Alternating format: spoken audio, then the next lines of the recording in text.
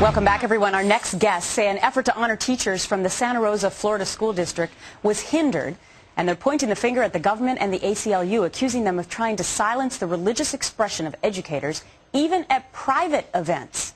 Matthew Staver is the founder of Liberty Counsel, and Pastor Joey Rogers is with Pace Assembly of God Church. They both join us live this morning. Good morning. Good morning. Good morning. Well, I understand, Pastor, that you wanted to honor teachers in a private setting at your church during graduation time last year, and what happened? That's correct. It all started when the baccalaureate service was going to take place, and because of the ACLU lawsuit against our county, the consent decree was ordering the teachers, faculty, staff to not participate. They were not allowed to sit together or to even wear any kind of clothing that would identify them even as teachers in our particular county.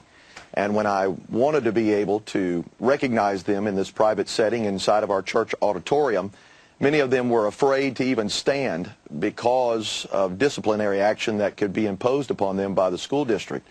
And certainly this goes against their religious freedoms and being non-instructional during that time, right, giving them the opportunity to support the students. Right. Matthew, I remember having you on the show just recently with another student who was also in a similar situation where he wrote a letter and said God bless at the end, and then that created the same kind of furor. So what the heck is going on in this school district? Well, what happened is the ACLU drafted this consent decree, and that's what's taking place. It affects every single person. The person that we had on was a student who simply said, good luck and God bless. They told him you had to X out God bless. Now what we have off-campus, private religious activities that has nothing to do with the school. These people that are invited are simply in their private capacity after hours in a church sanctuary that's privately funded, privately sponsored.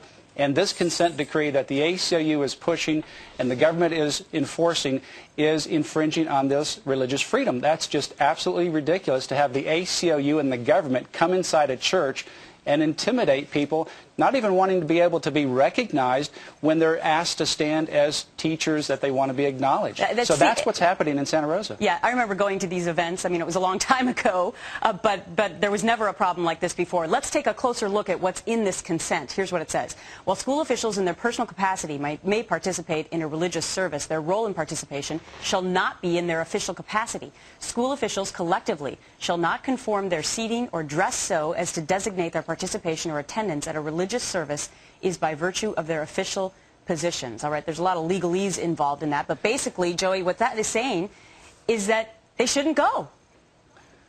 Exactly, and it was appalling to me. The students wanted to have their teachers and those that were influencing them recognized. That's the reason why I started the Got Your Back movement, to help put the teachers, the students, and ministers together so that there could be a baccalaureate service held and that teachers and students could participate in it. Mr. Staver, can teachers go to this service and feel as if they will stay out of trouble? Well, in fact, that's what's the problem. That's why we're filing this lawsuit. In fact, Gretchen, even in that order it says whenever there are students present, even off campus at a private event, the teachers automatically are considered to be in their official capacity. So off-campus private events are considered to be like in the classroom.